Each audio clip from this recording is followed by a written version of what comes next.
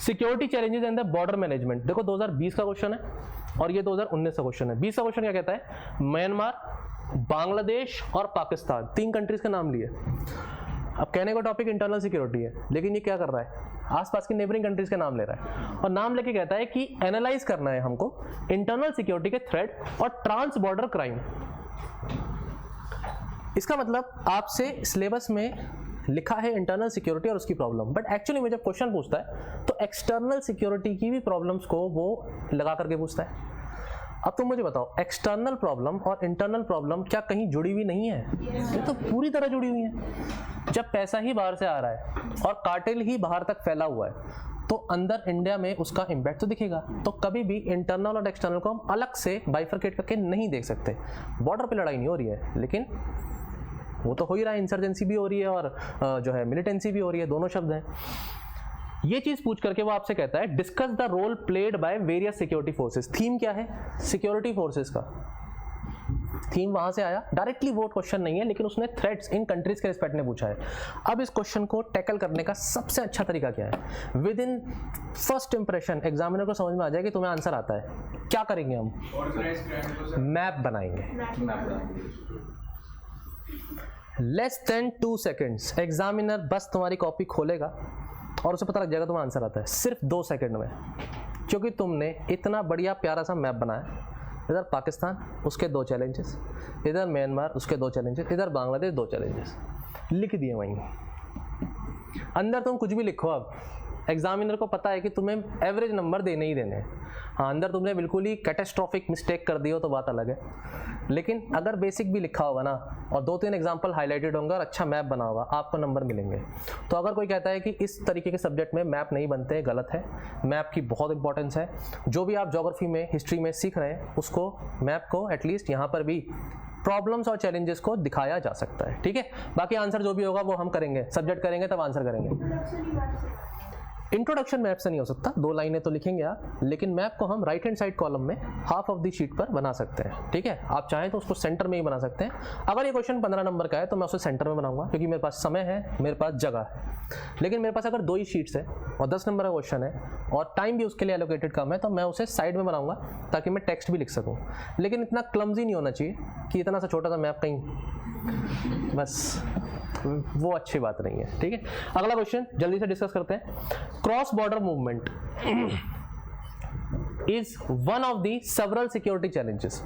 तो हमेशा क्वेश्चन में ज्यादातर, हमेशा तो नहीं, ज्यादातर वो एक स्टेटमेंट देता है और स्टेटमेंट में कुछ कहानी सी बताता है और नीचे आपको फिर क्वेश्चन पूछता है। ज्यादातर यूपीएससी अपने मेंस में ऐसा ही करता है। ये क्वेश्चन देखे हुए किसी के, किसी ने घर से देखे थे पहले? इस साल वाला देखा था, चलो गुड। इस साल वाला देखा था, पढ़ के आए थे एक बार। देखो, ये मिस्टेक आप अगर मेरे सब्जेक्ट में कर रहे हो, मैं गारंटीड कह रहा हूँ ये बाकी सब्जेक्ट में भी कर रहे हो, और सिलेक्शन नहीं होगा। फिर कितना ही पढ़ लो, ये गलती मत करो। एटलीस्ट मेंस ही है जो नंबर बताएगा, आपके मार्क्स डिसाइड करेगा, आपकी रैंक डिसाइड करेगा। मेरे सब्जेक्ट में कर रहे हो, सीख गए हो, ठीक है, बट इसे रेसिप्रोकेट करो कि आप इस प्रॉब्लम को, इस मिस्टेक को अगले सब्जेक्ट्स में रिपीट नहीं करो। कोई भी नया सब्जेक्ट शुरू होता है, एटलीस्ट 5 साल के क्वेश्चंस तो देख के आ जाओ। कोई भी टीचर यहाँ पे खड़े होकर पहली क्लास लेगा, आपको कम से कम ये तो पता हो कि पढ़ना क्या है। फिर आप कम से कम क्रॉस क्वेश्चनिंग भी कर सकते हो, आपकी अवेयरनेस रहेगी। तो अपनी ये मिस्टेक को प्लीज़ रेक्टिफाई करें। और प्रीलिम्स के रिस्पेक्ट में हम जरूर बहुत मेहनत करते हैं, पर मार्क्स मेंस डिसाइड करते हैं। तो इसलिए प्रीलिम्स निकल गया, मेंस नहीं निकला, तो वो भी कोई फायदा नहीं है। अभी समय है अक्टूबर, नवंबर, दिसंबर मेंस पे फोकस करने का। सो एटलीस्ट क्वेश्चंस देख करके आओ। नेक्स्ट, क्रॉस बॉर्डर मूवमेंट के रिस्पेक्ट में क्वेश्चन पूछ रहा है नॉर्थ ईस्ट इंडिया। तो हमें थीम पता लग गया, ये सारा जो हैगा टॉपिक इन नॉर्थ ईस्ट के रिस्पेक्ट में। नॉर्थ ईस्ट में सिलेबस में डायरेक्टली नहीं लिखा, लेकिन मैं पढ़ाऊंगा पूरी थ्योरी, इंसर्जेंसी इन नॉर्थ ईस्ट, नॉर्थ ईस्ट की प्रॉब्लम्स, नॉर्थ ईस्ट के चैलेंजेस, वो हम पढ़ेंगे। अब यहां से क्वेश्चन शुरू होता है, एग्जामिन द वेरियस चैलेंजेस जो आज के समय में करंटली हैं अक्रॉस इंडिया म्यांमार बॉर्डर। मतलब डिस्कस करना है steps to counter the challenges. मतलब चैलेंजेस क्या है, काउंटर कैसे करने हैं। एग्जाम्पल कौन सा दिया, म्यांमार। कहानी समझ में आई? इस क्वेश्चन में और इस क्वेश्चन में क्या डिफरेंस है, ये समझ गए तो मेरी जरूरत भी नहीं पड़ेगी तुम्हें, पर थोड़ी सी तो पड़ेगी।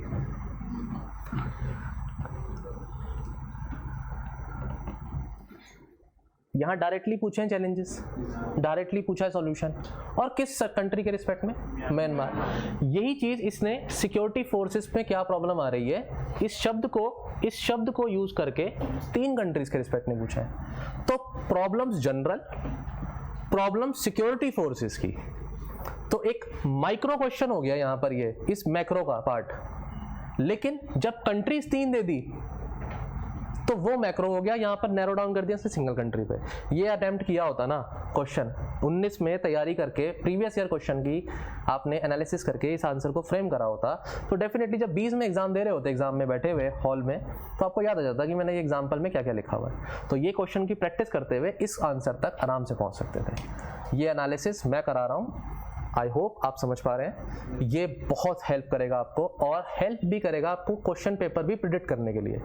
अब 4 क्वेश्चन आने हैं, 4 में से अगर तुम एक क्वेश्चन भी प्रिडिक्ट कर पाए, मान लो तुमने बहुत सारे क्वेश्चन अपने माइंड में फ्रेम करे कि ये 10 क्वेश्चन मुझे लग रहा है पॉसिबली आ सकता है, और मैं कहता हूँ एक आ गया, एक 10 नंबर का भी आ गया, 15 भी छोड़ो, तुम एज पर हो, बेटर हो पहले वाले दूसरे कैंडिडेट से या साथ बैठे कैंडिडेट से, एज पर हो, बेटर हो, you are taking a leap.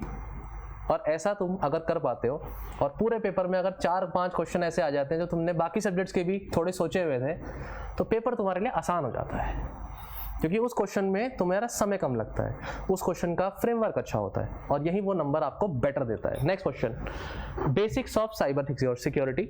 Cyber security में देखो 18 में क्वेश्चन आया, 19 में क्वेश्चन आया, 20 में क्वेश्चन आया, 2021 में क्वेश्चन आया cross border attack cyber security का, और 2022 में क्वेश्चन आया। चीख के कह रहा है यूपीएससी, हर साल पूछूंगा, कर लो तैयारी। हम क्या कर रहे हैं, छोड़ दिया सर टॉपिक, करके नहीं गया था, वो टाइम नहीं मिला मुझे। तो तुम भी बुद्धू हो कि फिर करके नहीं जा रहे। अब 18 और 17 में भी है आगे पीछे। साइबर डोम प्रोजेक्ट नहीं पता, कोई बात नहीं, लेकिन ये तो पता है explain how it can be useful in controlling internet crimes. मतलब मेरे साइबर सिक्योरिटी और इंटरनेट क्राइम से कुछ रिलेटेड है, इतना पता है, आंसर लिख लोगे। इंट्रोडक्शन में जो लिख नहीं पाए कि साइबर डोम एग्जैक्टली क्या है, कोई बात नहीं, लेकिन इसका जो आगे का पार्ट है, इंटरनेट क्राइम्स के 2 एग्जाम्पल, और साइबर थ्रेट्स इंटरनेट से रिलेटेड, और उसके 2-4 प्रिवेंशन के मॉडल्स जो आप पढ़ के गए हो साइबर सिक्योरिटी में, और सोशल मीडिया के चैलेंजेस में और उसके प्रिवेंशन में, वो लिख सकते हो। तो अगर आपको डायरेक्टली आंसर के मार्क्स 10 में से 5 नहीं मिल पाए, 4 मिल जाएंगे, 3.5 मिल जाएंगे, तो अगेन आई वुड से कि आप खाली छोड़ के तो नहीं आ पाओगे। फिर सर साइबर डोम क्या होता है, 2019 का करंट अफेयर था, ये केरला पुलिस का इनिशिएटिव था, लोगों को लगा था, स्टूडेंट्स को लगा था ये प्रीलिम्स बेस्ड क्वेश्चन है, डायरेक्टली मुझे साइबर डोम कौन सी कंट्री स्टेट से रिलेटेड है, किस तरीके का प्रोजेक्ट है, लेकिन उसने मेन से पूछ लिया। तो शॉक था स्टूडेंट्स को कि ये छोटी सी चीज़ जो हम प्रीलिम्स में पढ़ते हैं, ये मेंस में कैसे आ गई। मगर मैं फिर भी कहता हूँ कि ये आपको क्वेश्चन नहीं भी आता था, इट्स ऑल राइट, आगे का पार्ट आपको आता था। और क्वेश्चन तो एक्चुअली देखा जाए तो सेकंड पार्ट ये भी है, 10 नंबर का अगर पूछा गया है, 5 नंबर का तो ये पार्ट भी है, ठीक है। तो साइबर क्राइम के टाइप्स उसने 2020 में पूछे थे, लेकिन 22 में क्या पूछा है, एलिमेंट्स। तो साइबर क्राइम के एलिमेंट्स उसने, साइबर सिक्योरिटी के एलिमेंट्स 22 में पूछे, और 20 में टाइप्स पूछे। अब स्टूडेंट्स ने 22 के पेपर में टाइप्स लिखा है, वो गलत था, वो नहीं करना था, ठीक है। डिटेल में जाना है। अच्छा, एक टाइप ऑफ क्वेश्चन और भी है, वो क्वेश्चन है, ये BN श्री कृष्णन कमेटी थी, एक जस्टिस रिपोर्ट थी, एक 17 में इस तरीके की कमेटी बनी थी। ये इस तरीके की कमेटी इसलिए बनाई गई थी ताकि साइबर सिक्योरिटी में जो डाटा सिक्योरिटी के थ्रेट्स हैं उसके लिए क्या एक्शन होने चाहिए, रिपोर्ट बनाई गई थी। तो ये करंट अफेयर था उस पॉइंट ऑफ टाइम पर। उस रिपोर्ट की फिर उसकी कमेटी की रिपोर्ट भी आई थी 18 में, और वो उसने फिर वहाँ पर क्वेश्चन बनाया। तो ये करंट अफेयर बेस्ड क्वेश्चन है इस टॉपिक पर, जहाँ पर आपका जो थीम है उसी के अराउंड घूम रहा है। बस पॉइंट इतना है कि वो एक कमेटी के रिस्पेक्ट में है।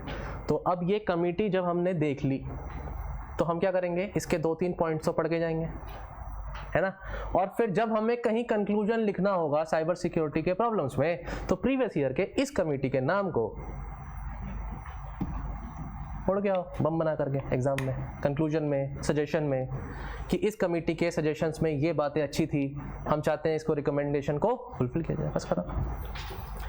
स्प्रेड ऑफ द एक्सट्रीमिज्म पर 2020 का और 18 का क्वेश्चन। 18 में पूछता है लेफ्ट विंग एक्सट्रीमिज्म। अच्छा चलो, एक्सट्रीमिज्म तो आपको समझ में आ गया कि एक्सट्रीम लेवल पर है। जब मैं बोलता हूँ लेफ्ट विंग तो 2 विंग्स होती हैं, एक विंग होती है लेफ्ट, एक होती है राइट। ये आपने पक्का सुना होगा कि लेफ्टिस्ट है राइटिस्ट है, ये आइडियोलॉजी है बेसिकली, लोगों की आइडियोलॉजी के बेसिस पर उसे लेफ्टिस्ट या राइटिस्ट बताया जाता है। फिर तुम लोगों को ये भी पता होगा, इतना पता है तो कि लेफ्टिस्ट जो होते हैं ये गवर्नमेंट के थोड़ा सा भड़काऊ भाषण देते हैं उनके खिलाफ और क्रिटिसाइज करते हैं गवर्नमेंट को, और गवर्नमेंट को हमेशा नीचे लाने की कोशिश करते हैं। वो हमेशा कहीं ना कहीं लेफ्टिस्ट आइडियोलॉजी का मतलब हुआ है जो थोड़ा सा खिलाफ है। तो ये लेफ्ट वर्ड कहाँ से आया, ये राइट वर्ड कहाँ से आया? वेरी गुड, इंग्लैंड से आता है। अच्छा, और तो जो किंग को सपोर्ट कर रहे थे वो लेफ्ट में बैठे थे और नॉर्थ या कोई दूसरा सेक्शन से राइट, उल्टा हो गया ना? हाँ उल्टा हो। ठीक है, इन्होंने बताया ये हुआ क्या था कि फ्रेंच रेवोल्यूशन चल रहा था। तुम वर्ल्ड हिस्ट्री में जा रहे हैं हम। फ्रेंच रेवोल्यूशन में हुआ क्या था कि राजा जी बीच में बैठे थे और बहुत से लोग थे जो प्रशासन से नाराज थे, राजा से नाराज थे, वो चाहते थे कि बदलाव आए।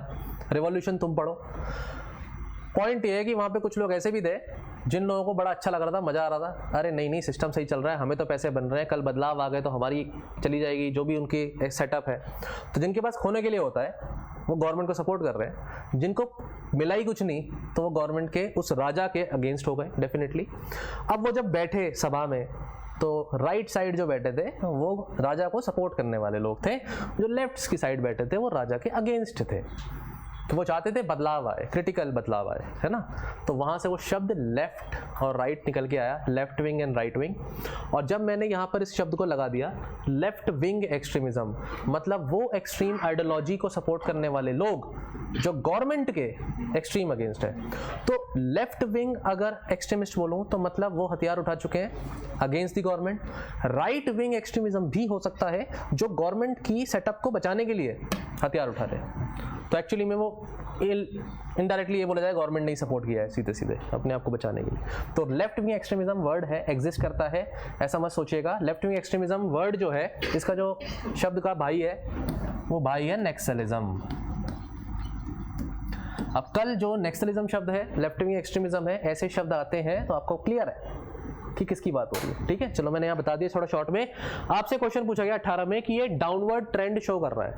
इसने खुद बोला आपको, मैं नहीं कह रहा कि आपको पता था, इसने खुद बताया आपको कि एक डाउनवर्ड ट्रेंड है। 2006 में प्रधानमंत्री हमारे जो फॉर्मर मनमोहन सिंह जी हैं, उन्होंने ये बात कही थी कि हमारे कंट्री में इंटरनल सिक्योरिटी की सबसे बड़ी प्रॉब्लम कोई है, एग्जिस्ट करती है, वो है नक्सलवादी, नक्सलिज्म। ये 2006 का प्रधानमंत्री जी का, हमारे फॉर्मर पीएम का स्टेटमेंट था। लेकिन 2006 से, मैं आपको डाटा भी दूंगा, टॉपिक भी पूरा जब पढ़ाएंगे तो पढ़ाऊंगा कि कैसे डाउनवर्ड ट्रेंड रहा है। और आज नक्सलवाद की जो प्रॉब्लम है वो 40 साल पहले जो थी उससे कहीं बेटर है, सिचुएशन कंट्रोल्ड है। ये खुद कह रहा है कंट्रोल्ड है, लेकिन फिर भी ये कहता है कि गवर्नमेंट का अप्रोच काउंटर करने के लिए challenges posed by left wing extremism. किसके लिए? सरकार के लिए, सरकारी एजेंसीज के लिए, सरकार की पॉलिसी के लिए। उसके रिस्पेक्ट में वो कह रहा है approach, briefly explain the government of the India's approach to counter. Counter मतलब मीन्स किस प्रॉब्लम के लिए? Left wing extremism. 2020 का क्वेश्चन है determinants of the left wing extremism. Left wing extremism के क्या क्या डिटर्मिनेंट्स हैं जो उस प्रॉब्लम को बताते हैं, और ये eastern part of the India में ही है। तो ईस्टर्न पार्ट कौन सा हुआ? बंगाल वाला रीजन हो, छत्तीसगढ़, झारखंड की तरफ, good. Andhra Pradesh, Telangana border, Andhra Pradesh, good. तो अब यहाँ पर गलती क्या कर सकता है स्टूडेंट? वो नॉर्थ ईस्ट का मैप बना के आ जाए। ये बहुत कॉमन मिस्टेक है, तो हमको ऐसा नहीं करना है। हमें अगर टॉपिक पता होता लेफ्ट विंग एक्सट्रीमिज्म तो हम ये गलती करते नहीं। आप लोगों ने आंसर दिया, सही दिया। तो अब ये क्वेश्चन है, यहाँ पर हमसे पूछता है डिटर्मिनेंट्स। अगला पॉइंट देखो, अगला पॉइंट है स्ट्रैटेजी ऑफ द गवर्नमेंट। ये रिपीट है कि नहीं है? रिपीट है। 19 या 18 एंड 20 ऑल्टरनेट ईयर पूछा, लेकिन उसने कहा रिपीट बना दूं पेपर, अच्छा नहीं रहेगा, मैं पेपर बनाने वाला हूं, मुझ पे उंगली उठ जाएंगी। एक काम करता हूं, गवर्नमेंट के साथ साथ सिविल एडमिनिस्ट्रेशन लिख देता हूं। अब जब क्वेश्चन बना ही रहे तो कोई बात नहीं, सिक्योरिटी फोर्सेस भी लिख देता हूं। 3 शब्द लिख दिए तो गवर्नमेंट वाला पॉइंट्स तो यहाँ से निकल जाएंगे। लेकिन फिर सिक्योरिटी फोर्सेस का आपने टॉपिक पढ़ा है, उनको भी कुछ चैलेंजेस आ रहे होंगे, कुछ प्रॉब्लम्स आ रही होंगी, और फिर उनकी स्ट्रेटेजी होगी कोई, ठीक है, प्लस सिविल एडमिनिस्ट्रेशन की। और इन सारी चीजों को मिलाकर के आप क्या कर रहे हो? Again counter. हो गया प्रेडिक्टेबल? ठीक है। अब मैं तुम्हें 2022 का क्वेश्चन फिर दिखाऊंगा, मैं छोड़ूंगा थोड़ा ना तुम्हें। आज जब घर जाओगे तो ये टॉपिक आते होंगे सारे। कौन सा क्वेश्चन? ये वाला क्वेश्चन है, यही वाला क्वेश्चन है ना। देखो क्वेश्चन देखो, दोबारा से देखो, ये पूरा वॉयलेंट इंटरनल सिक्योरिटी सब लिख दिया, ठीक है। आगे पूछ रहा है in this context discuss the emerging multi layered strategy. ये शब्द का क्या, कहाँ से निकल के आया ये शब्द? एटलीस्ट ये 3 तो लिखी दो, फिर कोई पॉलिसी होगी वो भी लिख देंगे, कोई नया कोई फोर्स, सिक्योरिटी फोर्सेस में कोई नई फोर्स बनी होगी वो लिख देंगे। कैसी अप्रोच है ये? मल्टी लेयर्ड अप्रोच है। ऐसे पूछ लो, वैसे पूछ लो, सेम चीज पूछिए। तुम्हारा 2022 का क्वेश्चन, 2020 का क्वेश्चन, 2018 का क्वेश्चन ऑलमोस्ट सेम है। ऑलमोस्ट इसलिए कह रहा हूँ कि इंट्रोडक्शन डिफरेंट रहेगा डेफिनेटली, लेकिन एटलीस्ट वो बॉडी और कंक्लूजन ओवरलैप करेगा। समझ पाए? वो तो तुम्हारी कला है कि तुम उसे इंग्लिश में, हिंदी में कैसे घुमा करके लिखते हो कि हाँ मैं इसी क्वेश्चन का आंसर लिख रहा हूँ, पर लिख तुम वही रहे हो जो तुम प्रैक्टिस करके आ रहे हो घर से। ठीक है, लिखना कैसे है वो सीखेंगे, समझो तो सही पहले। डन। ऑल्टरनेट ईयर पूछा है। अब आप देखो सिलेबस को याद करो। सिलेबस में एक साल आपसे नक्सलिज्म पूछता है, अगले साल वो मनी लॉन्ड्रिंग पूछ लेता है, ऑर्गेनाइज क्राइम पूछता है, टेररिज्म पूछ लेता है, external state non state actors पूछता है, फिर वो आपको घुमा करके ऑर्गेनाइज क्राइम से लिंक कर देता है। दिख रहा है? सिक्योरिटी फोर्सेस के रिस्पेक्ट में हमेशा उनकी डायरेक्ट हिट नहीं कर रहा स्पेसिफिक फोर्स को अभी तक, लेकिन हाँ उसको घुमा करके एक जनरल स्टेटमेंट दे करके कहीं ना कहीं पूछ रहा है। साइबर सिक्योरिटी में हर साल क्वेश्चन आ रहा है। क्वेश्चन कुछ करंट अफेयर बेस्ड हो सकते हैं, लेकिन क्वेश्चन का एसेंस कहीं से भी घुमा के कहानी लेकर आए। एसेंस वही है कि प्रॉब्लम का सॉल्यूशन क्या है, लास्ट में तो ये लिखना ही है। अब तुम्हें लग रहा है ये सब्जेक्ट टफ है, सब्जेक्ट टफ तभी होगा अगर तुम इस सब्जेक्ट को प्रिपेयर करके नहीं जाते, तो एक कमी तुम्हारे अंदर होगी, क्योंकि पेपर आसान है। और 2-3 पॉइंट और दिखा देता हूँ। ये वाला क्वेश्चन चलो आप खुद देख लेना, पीपीटी मिल जाएगी। यहाँ पर करंट अफेयर के रिस्पेक्ट में 2 ऐसे जगह है जिस पर फोकस किया उसने कि यहाँ पर दंगे वंगे हुए हैं, और इसको सोसाइटी से लिंक किया जहाँ बैकवर्ड क्लासेस लिख दिया। ठीक है, बैकवर्ड एरियाज लिख दिया। तो बैकवर्ड एरियाज मतलब जहाँ डेवलपमेंट नहीं हुआ, इसका मतलब वही क्वेश्चन जहाँ पर डेवलपमेंट और एक्सट्रीमिज्म का स्प्रेड, लेफ्ट विंग एक्सट्रीमिज्म को लिंक किया गया है। तो अगेन है कहानी दिखने में नई सी, पर वही है नए नए पैकेट, चीज़ पुरानी है ना। देख लेना। Terrorism next topic. टेररिज्म में आपका जो क्वेश्चन ऑर्गेनाइज क्राइम वाला है वो तो अलग है, लेकिन 2013 में, ये पुराना क्वेश्चन हो गया डेफिनेटली, 10 साल हो गया, लेकिन क्वेश्चन तो ठीक है 10 ईयर्स के हम प्रिपेयर करके जाते हैं। क्वेश्चन यहाँ पर स्पेसिफिक किसी ऑर्गेनाइजेशन के रिस्पेक्ट में टच किया और कहानी दी। कहानी क्या है कि भाई साइबर वॉरफेयर, अब इसने क्या काम किया, साइबर सिक्योरिटी को टेररिज्म से जोड़ दिया और बोला साइबर वॉरफेयर कंसिडर करा जा रहा है डिफेंस एनालिस्ट के रिस्पेक्ट में कि लार्जर थ्रेट बन चुका है then Al Qaeda as a terrorism. आज के टाइम में साइबर वॉरफेयर एक ज्यादा बड़ा थ्रेट बन चुका है इन कंपैरिजन टू टेररिज्म। यही तो बोल रहा है, इसने खुद कहा है। यहाँ खत्म, ये क्वेश्चन नहीं है, ये फुल स्टॉप है, ये स्टेटमेंट है। क्वेश्चन आगे शुरू होता है, what do you understand by cyber warfare. ये तो वैसे ही पूछ लेता, इतनी कहानी क्यों दी। तो मतलब बेसिक आपके क्लियर है। अब साइबर टेक्नोलॉजी को यूज करके आप वॉर कर रहे हो, इसका मतलब क्या है, साइबर वॉर को आप साइबर क्राइम और वॉर में डिफरेंस समझ में आ रहा है। क्राइम एक इंडिविजुअल कर सकता है, एक कम्युनिटी कर सकती है, एक ऑर्गेनाइजेशन कर सकती है, वॉर पूरी कंट्री कर रही है भाई। कोल्ड वॉर जैसे चल रहा है 2 कंट्रीज के बीच में कि भाई एक दूसरे को, जैसे चाइना और यूएस के बीच में आपको पता है इकोनॉमिक आपके वो जो है क्या कहते हैं उसको, टैरिफ वॉर चल रही है। टैरिफ वर्ड यूज करते हैं ना उसके लिए। साइबर वॉरफेयर वॉर है ना, तो एक तो वो पता होना चाहिए। उसके बाद आगे पूछता है cyber threat on outline the cyber threat which India is vulnerable at. Definitely फिर क्रिटिकल इंफ्रास्ट्रक्चर के रिस्पेक्ट में साइबर थ्रेट पे इंडिया वल्नरेबल है, हम लिख सकते हैं। एंड आगे पूछता है कि and bring out the state of the countries preparedness, मतलब काउंटर आप कैसे प्रिवेंट करोगे इसको, मतलब प्रिपेयर करना अपने आप को प्रिवेंट करने के लिए। या अगर इसमें अब प्रिपरेशन में क्या आता है, एक तो अटैक होना नहीं चाहिए, तुम भी वही सोचोगे कि हाँ अटैक को रोकने के लिए क्या करना है। प्रिपरेशन में ये भी आता है कि अटैक हो गया, अब बचना क्या है, आगे स्टेप्स क्या है, हो गया अटैक, नुकसान हो गया, इस नुकसान को मिनिमाइज भी तो करना है, उसकी भी तो कोई स्ट्रैटेजी होगी। तो हम हर एस्पेक्ट में सोचेंगे, ये गलती आप कर सकते हैं एग्जाम में। अब क्योंकि एक इस तरह का क्वेश्चन आपने देख लिया है तो डेफिनेटली अब आपको हिंट आ जाएगा, नहीं अगर ऐसा क्वेश्चन कभी पूछना तो माइंड अपना ओपन रखना है। डन। यहाँ पर इसने टेररिज्म को साइबर सिक्योरिटी से, साइबर वॉर से लिंक किया हुआ है। नेक्स्ट क्वेश्चन 2016 का बहुत ही इंटरेस्टिंग क्वेश्चन था। इसमें स्टूडेंट्स को, कैंडिडेट्स को बहुत थोड़ा सा सोचने में मजबूर कर दिया उन्होंने कि टेररिज्म आज एमर्ज कर रही है एक कॉम्पिटिटिव इंडस्ट्री की तरह। मतलब टेररिज्म में भी कंपटीशन चल रहा है, नौकरी पाने में तो था ही है। क्यों है? क्योंकि 4-5 ऑर्गेनाइजेशंस हैं, बड़ी बड़ी, एटलीस्ट उनके नाम भी आपको पता है, और एक अटैक करता है, कहता है हमारी आइडियोलॉजी, दूसरा अटैक करता है हमारी आइडियोलॉजी, 3-4 जने अटैक कर रहे हैं अलग अलग जगह, और फिर होड़ है इस चीज़ में, हमने अटैक किया है, हमारा नाम आना चाहिए, है ना, हमारा नाम आना चाहिए, हमने किया है। हम न्यूज़ में सुनते हैं ये ऑर्गेनाइजेशन, वो ऑर्गेनाइजेशन, फिर पता लगता है 2 दिन बाद नहीं वीडियो आया है, इस ऑर्गेनाइजेशन ने इसकी जिम्मेदारी ली है, पता लगा कोई और ही निकली। तो ये कंपटीशन है। और इसमें इसने क्या बोला है, over the last few decades मतलब कम से कम 30 से 40 साल तो आप लेकर चलो, 4 डेकेड तो लेकर चलोगे। तो एग्जाम्पल में जो भी एग्जाम्पल आपके दिमाग में आता है आप आराम से कोट कर सकते हो। रीसेंट, बिल्कुल आज कल का एग्जाम्पल देना ही है, ऐसा कुछ नहीं है, इसने खुद लिख दिया फ्यू डेकेड्स। तो आपको इसको पूरा हॉलिस्टिकली 4-5 ऑर्गेनाइजेशन हम टेररिज्म में पढ़ेंगे ही, उसको लिख करके आप लिख सकते हो। और analyse the above statement, analyse करने के लिए इनके रीजनिंग ऐसा क्यों कर रहे हैं, और प्रॉब्लम जब हो रही है उसका सॉल्यूशन कंक्लूजन में लिखेंगे, वो छोटा रहेगा क्योंकि डायरेक्टली नहीं पूछा है। जो चीज़ डायरेक्टली पूछी है वो डायरेक्टली बॉडी में आएगा, जो नहीं पूछी है उसे कंक्लूजन में लिख करके, शॉर्ट में लिख करके आ जाएंगे। मैं बता रहा हूँ यहाँ पर आंसर राइटिंग में, क्योंकि ये प्रीलिम्स में तो आएगा नहीं, मेंस में ही आता है। आंसर राइटिंग में आपका जो कंक्लूजन होता है कैसा होना चाहिए, कुछ तो सोचा ही होगा तुमने भी। पॉजिटिव, बैलेंस्ड,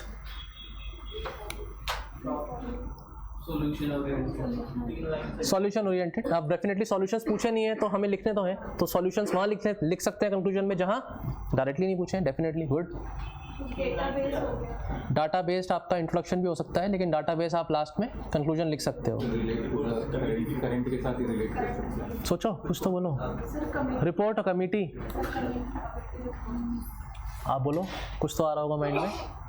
नहीं, पीछे बता दो सर जो सही लगे। देखो, या तो डरा दो, कंक्लूजन में ऐसा लिख दो ये नहीं हुआ ना मतलब दुनिया खत्म होने वाली है बस, या तो डरा दो आज कदम नहीं उठाया तो आने वाले समय में फिर। इंटरनल सिक्योरिटी में ऐसे ही कंक्लूजन बनेगा, मतलब ये तो मीजर्स ज़रूरी है ही, इसके साथ साथ ये करना पड़ेगा, नहीं तो फिर और तो डरा रहे हो। एक है पॉजिटिव कि प्रॉब्लम बड़ी दिख रही है लेकिन डाउनवर्ड ट्रेंड उसने लिखा था, तो कंक्लूजन कैसा हो सकता है उसमें, एग्जैक्टली उस पर नहीं लेकिन इस तरह का क्वेश्चन आया तो कि हाँ चीज़ों में डाउनवर्ड ट्रेंड है, पॉजिटिव है रिजल्ट्स, बट डेफिनेटली हमें कुछ चीज़ें और करनी है और हम सही डायरेक्शन में जा रहे हैं, तो पॉजिटिव है। बैलेंस्ड, जब आपसे क्रिटिकली एनालाइज करने के लिए बोला गया, आपने उसको पॉजिटिव लिख दी, आपने उसके नेगेटिव लिख दिए, एंड देन डेफिनेटली आपको फिर एक बैलेंस आंसर देना होगा कि हाँ ये प्रॉब्लम इतनी तो हुई है लेकिन इस चीज़ से ऐसे बढ़ सकती है, हाउएवर नहीं किया तो गड़बड़ भी हो सकती है। बैलेंस हो गया। तो आपको क्वेश्चन के ऊपर डिपेंड करेगा आप कैसे कंक्लूजन लिखो। कंक्लूजन लिखने में स्टूडेंट्स को प्रॉब्लम होती है, लेकिन अगर देखें तो क्वेश्चन को पढ़ते ही हमें माइंड में आंसर लिखने पर धीरे धीरे कंक्लूजन अपने आप बनेगा, जहाँ आप अपनी सोच के साथ बैठिए कि या तो डराना है, बैलेंस देना है, या फिर सॉल्यूशन देना है क्योंकि पूछा नहीं था, तो कंक्लूजन आ जाएगा, इसलिए घबराओ नहीं। ठीक है, ये हो गया। 17 क्वेश्चन और देख लेते हैं जल्दी से। टेररिज्म ग्रेव चैलेंज है नेशनल सिक्योरिटी के लिए, direct question, direct statement, simple है। Solutions you suggest to curb the growing menace, तो टेररिज्म के सिंपल नेशनल लेवल पर वो लिखने थे हमें, ठीक है, मेनेस प्रॉब्लम सॉल्यूशन। अगला क्वेश्चन है what are the major sources of terrorist funding, कहाँ से आ रही हैं सोर्सेज, अभी बताया ना आपने, हवाला, मनी लॉन्ड्रिंग, ये ब्लैक मनी, ये भी तो सोर्स है ना। क्या किया इसने, ब्लैक मनी वाले टॉपिक को लिंक कर दिया, तो आपसे एक्सपेक्टेड था कि आप ब्लैक मनी, ऑर्गेनाइज्ड क्राइम, है ना, इन सब से लिंक करके टेररिस्ट की फंडिंग के बारे में बात करेंगे। अब जैसे ही फंडिंग की बात करेंगे तो कंक्लूजन सिंपल निकल के आता है, हमें इनके फंड्स को चोक करने की जरूरत है, ऐसा ही कुछ एग्जाम कंक्लूजन होगा। और कंक्लूजन में चोकिंग ऑफ द फंड के लिए गवर्नमेंट ने कुछ तो करा होगा, तो ये तो कर दिया गया है, हाउएवर ये चीज़ें हमें और करनी है, बन गया कंक्लूजन। या बॉडी में जो आपका मीजर्स वाला पार्ट है वो 2 लाइन बन गई। तो इस तरीके से आपके माइंड में एक फ्रेमवर्क क्रिएट हो रहा होगा। ये फ्रेमवर्क जो क्रिएट हो रहा है इसको पेन डाउन करना पड़ेगा, आंसर राइटिंग करनी होगी, ताकि इसको और आप रोबस्ट तरीके से इनकलकेट कर लो और फिर एग्जाम में सिर्फ हाथ चलेगा, बढ़िया अच्छे आंसर्स लिख दोगे।